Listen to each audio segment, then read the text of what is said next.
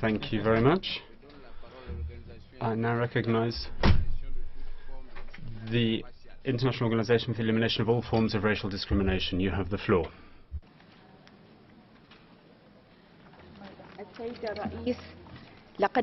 Thank you, Mr. President. The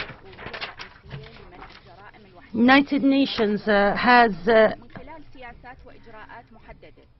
established a set of policies to prevent atrocity crimes. However, we see that populations are still highly exposed to acts of genocide. The situation in Iraq is a good example. The government is using the pretext of fighting terrorism to target its military forces on specific religious groups, and this includes tanks and long-range artillery against densely populated cities. These actions stem from sectarian discrimination policies pursued by the current Iraqi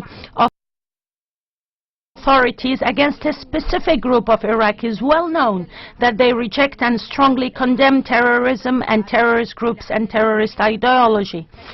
Everybody remembers the city of Fallujah, which has become a symbol of resistance to contemporary free peoples against the occupier. This city and other cities in Iraq are facing a campaign of genocide. This targeting has been reflected in governmental statements, which is tainted with sectarian rhetoric. This type of speech can be considered as conveying the intent of destroying a certain group in whole or in part. Therefore, Iraq's actions fall within the legal definition of genocide.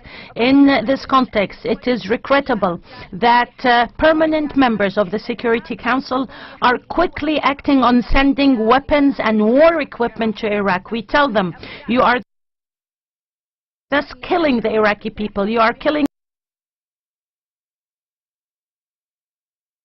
innocent people, and we shall not forget that. Governments do not last, but people remain. You have to review this policy and not participate in a campaign of genocide taking place in Iraq. You must implement your obligations in accordance with the UN Convention on Genocide. I thank you, sir.